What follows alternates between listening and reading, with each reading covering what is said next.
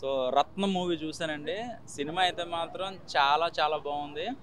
ఇది బాలేదు, సాంగ్స్ బాలేదు, ఫైట్స్ బాలేదని అనకుండా అసలు మొత్తం ఓవరాల్‌గా సినిమా అయితే మాత్రం చాలా బాగుంది. చాలా బాగా తీశారు. అండ్ 'రత్నం' అనే స్టోరీ డిఫరెంట్ ఉంది. అంటే ఒక అమ్మ సెంటిమెంట్ తీసుకొని హీరో చేసే ప్రయత్నము ఫస్ట్ నుంచి లాస్ట్ దాకా సినిమా నడవదండి, పరిగెడతా ఉంటదనమాట. చాలా ఇంట్రెస్టింగ్‌గా ఉంది. 2, 3 ఫోన్‌లు వస్తే కూడా ఫోన్ కట్ చేస్తే ఎక్కడ మిస్ అయిపోతున్నా, ఫోన్ మాట్లాడితే ఎక్కడ మిస్ అయిపోతానా అంత ఇంట్రెస్ట్‌గా ఉంది స్టోరీ. సో దానికి తగ్గట్టుగా మన దేవిశ్రీ ప్రసాద్ గారి మ్యూజిక్ అయితే మాత్రం ఆర్ఆర్ అయితే మాత్రం చాలా ఇంట్రెస్ట్‌గా ఉంది. ఎందుకంటే కథకు తగ్గట్టుగా ఏదో ప్రతిదానికి ఒకటే ఆర్ఆర్ కాకుండా వేరియేషన్స్ చూపించారు. సో అది బాగా నచ్చింది. అండ్ ఫైట్స్ అయితే మాత్రం నెక్స్ట్ లెవెల్ అండి. నిజంగా చెప్పాలంటే ఇంటర్వెల్ ఫైట్ అయితే మాత్రం చాలా బాగా డిజైన్ చేశారు. అన్ని సింగిల్ టేక్లేనండి మొత్తం కూడా. ఎంత ప్రాక్టీస్ చేసారో తెలియదు కానీ షార్ట్ బై షార్ట్ అయితే మాత్రం ఎక్కడ కనపడలే, కొత్తగా ఉంది.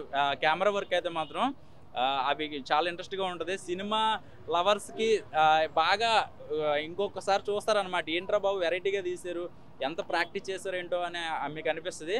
పీటర్ హెర్న్ చాలా రోజుల తర్వాత ఒక బీభత్సమైన ఫైట్స్ అసలు మామూలుగా లేవు. అంటే ఫైట్లు అంటే న్యాచురల్ ఫైట్లు అనమాట. ఆ కథకి ఏం కావాలో అంతవరకు ఆ ఫైట్లు ఇక్కడ కొడితే అంత దూరం వెళ్ళిపోవడం అలాంటివి కాకుండా న్యాచురల్గా ఉంటే కత్తి బాగా వాడారనమాట ఈ సినిమాలో మొత్తం కూడా. సో సినిమా అయితే చాలా బాగుంది. నాకు సింగం ఇవన్నీ కనిపించినాయి. ఆ స్పీడ్ ఉంటుంది అనమాట, ఎక్కడ కూడా బోర్ లేకుండా ల్యాగ్ లేకుండా. సో ఒక అమ్మ సెంటిమెంట్ అనమాట సినిమా అంతా కూడా.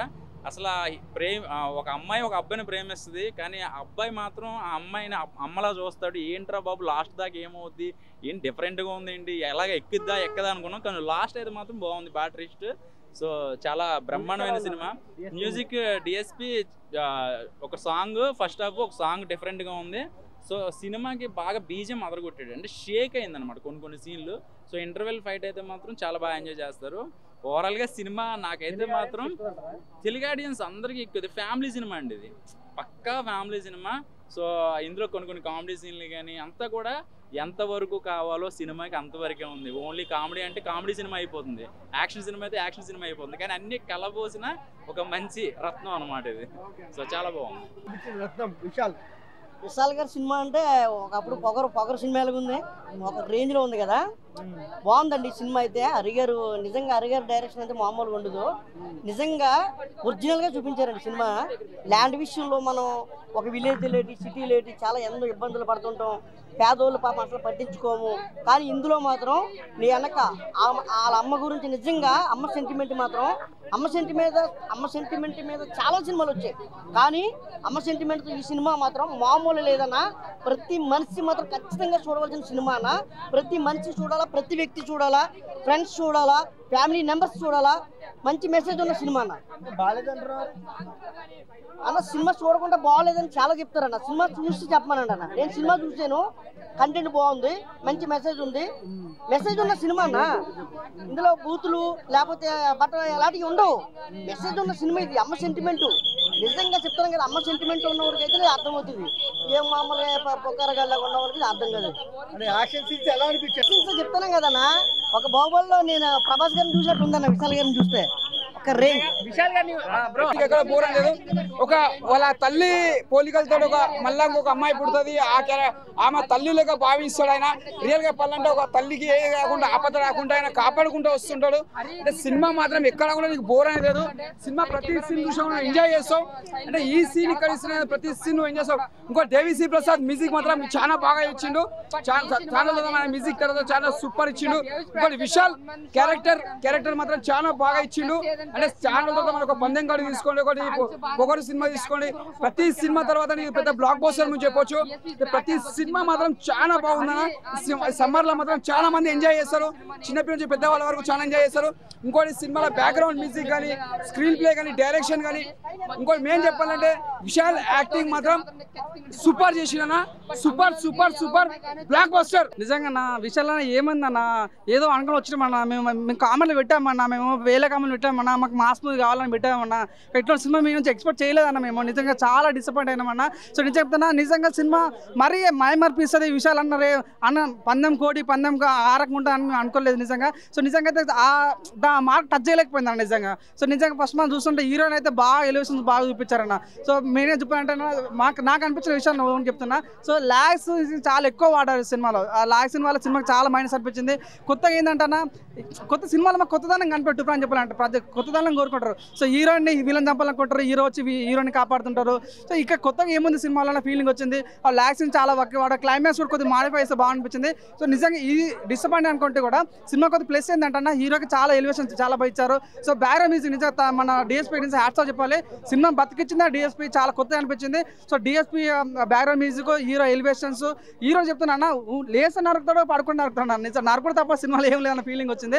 సో నరకటాలు ఆ ఎలివేషన్స్ అవి తప్ప కానీ సినిమాలో స్టోరీ కొత్తగా అనిపించలేదు. సినిమాలో స్టోరీ ఉన్నప్పటికీ కొత్తగా లేదు, అది ప్రజల మైమర్పించేలా అట్రాక్ట్ లేదని నేను అనుకుంటున్నా. సో మేబీ డిసప్పాయింట్ అన్న ఫీలింగ్ వచ్చిందన్న. ఇది మెయిన్గా మాస్ వాళ్ళకి తప్ప మా ఫ్యామిలీ ఆడియన్స్ ఎక్కువ కనెక్ట్ అయ్యే ఛాన్స్ ఎక్కువ లేదని అనుకుంటున్నాను. రత్నం రత్నం రత్నం రత్నం అంట, రత్నాలు లాంటి డైలాగులు పడ్డాయి, రత్నాలు లాంటి ఫైటింగ్స్ ఉన్నాయి.